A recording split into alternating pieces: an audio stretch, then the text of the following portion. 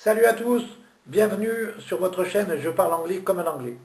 Aujourd'hui, je dois remercier Nadia qui m'a écrit sur mon email pierrebrunel849@gmail.com et qui m'a demandé de revenir si possible en détail, je cite le mail de tête, sur deux verbes avec lesquels elle a pas mal de problèmes de prononciation et elle n'est pas la seule. Le verbe travailler et le verbe marcher. Alors là, j'ai besoin de faire un petit avant-propos. Je sais que la majorité des francophones ont un problème de prononciation de l'anglais dès lors qu'ils l'ont appris souvent à l'école par écrit et que la difficulté réside dans le fait que l'anglais ne se prononce pas comme il s'écrit. C'est comme ça, mais au lieu de dire ouais, c'est pénible, ces anglais, ils devraient faire comme nous, bah, ils font comme nous. Nous avons aussi dans notre vocabulaire et dans notre grammaire française des mots qui ne se prononcent pas comme ils s'écrivent. Et je vais vous donner deux exemples. Comme ça sera incontestable et on ne pourra plus donner comme argument, pour se faire pardonner de parler un anglais pourri, que les Anglais sont les seuls à... Absolument pas. On a au moins deux mots, il y en a plein, hein. J'en ai pris deux parce qu'ils sont caractéristiques à mon avis. Le premier c'est monsieur. Monsieur, ça s'écrit M-O-N-S-I-E-U-R. Et vous ne dites pas monsieur, vous dites monsieur. Vous entendez M-E-U-S-S-I-E-U-R. Monsieur. Et pas monsieur. Ça, c'est la première preuve que nous avons aussi des mots que nous ne prononçons pas comme nous les écrivons. Le deuxième, il est encore plus simple. Une femme. Femme, ça s'écrit F-E-2-M-E. Où est-ce que vous avez vu une lettre A? Il n'y en a pas. Pourtant, vous dites bien femme et non pas femme. Vous l'avez appris tout petit. Ça s'écrit F-E-2-M-E. Ça se dit femme. C'est incontestable et ne cherchez pas pourquoi. C'est comme ça. Mais c'est pareil pour l'anglais. Ne vous cachez plus derrière cette excuse. L'anglais, c'est trop difficile parce que ça ne se prononce pas comme ça s'écrit. Sur la chaîne Je parle anglais comme un anglais, vous allez oublier petit à petit, puisque les habitudes, il faut les perdre petit à petit, tout ce que vous avez appris sur l'anglais écrit. Nous passons à l'anglais oral. À propos de l'abandon d'habitude, j'aime bien citer Mark Twain, qui disait « On ne se débarrasse pas d'une habitude en la balançant par la fenêtre.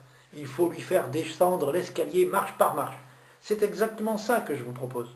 Petit à petit, vous allez oublier comment vous écriviez en anglais les mots et vous allez apprendre à les réécrire tels que vous les entendez.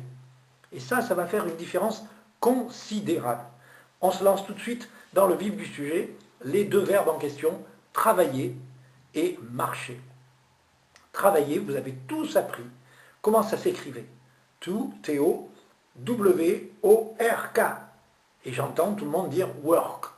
Mais ce n'est pas work. Pour au moins deux raisons.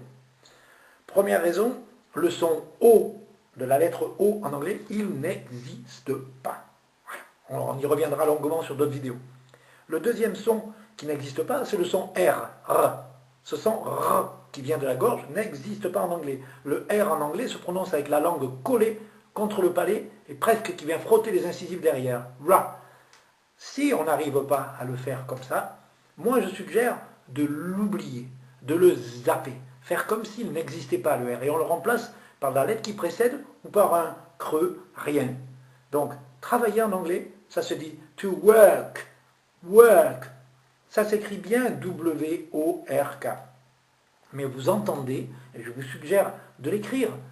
Moi j'entends work, W-E-U-U-K. Work, to work, ça c'est travailler. Et donc si vous le mettez au passé composé qu'on appelle le prétérit ou donc l'imparfait, travailler au passé, je travaillais, I worked, ça s'écrit W-O-R-K-E-D, mais ça ne se dit pas worked, ça se dit worked, W-E-U-U-K-T, worked. I worked yesterday, j'ai travaillé hier. D'accord? Ça, c'est work. Et vous pouvez le mettre en parallèle avec d'autres sons, d'autres mots qui ont le même son. Exemple, le mot mot, M-O-T en anglais, W-O-R-D. Ce O-R, c'est le même son que work. Un mot en anglais, on le dit word, word, on entend W-E-U-U-D. Le même son que work, work, word, c'est le même son. Et ce sont deux mots différents. L'un veut dire travailler, l'autre veut dire mot. Voilà, on a vu pour travailler. On va voir maintenant marcher. Et là, je prends toujours l'exemple de... On me ramène tout le temps à Michael Jackson et sa moonwalk.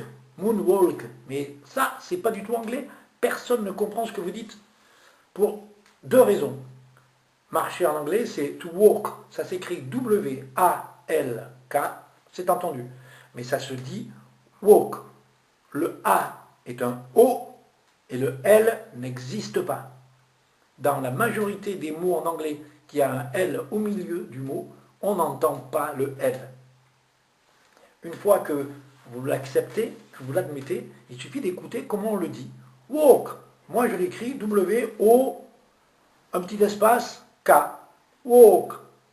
Walk. Je remplace le L par un petit tiret, un espace, mais il n'y a pas de lettre L. On ne l'entend pas. To walk. Marcher. I walk in the street. Je marche dans la rue. Et pareil pour le prétérit. J'ai marché hier dans la rue. Yesterday, I walked in the street. C'est la même terminaison que travailler. K-E-D. Mais on ne dit pas walked. On dit walked. W-O-K-T. Walked. I walked. Et donc on dit, pour Michael Jackson, the moon walk. The moon walk. Walk. Ça ressemble un peu au wok des restaurants chinois ou japonais. C'est pas walk, c'est walk. C'est un O grave. To work, travailler. To walk, marcher. Voilà, on a vu sur cette petite vidéo vraiment ce qui est très très important. Apprenez dorénavant à écrire les sons que vous entendez. Et donc il y aura plusieurs vidéos à ce sujet pour vous entraîner à écrire tel que vous entendez et non plus comment vous avez appris à l'écrire à l'école. To work, travailler. To walk, marcher. C'est ainsi que se termine cette vidéo. Je vous remercie encore une fois de m'écrire pour me faire part de vos suggestions de prochaines vidéos. N'oubliez pas de vous abonner, de faire abonner vos amis. Et je vous garantis que si vous suivez ces conseils-là, vous allez sensiblement améliorer votre façon de parler anglais. Merci, à bientôt!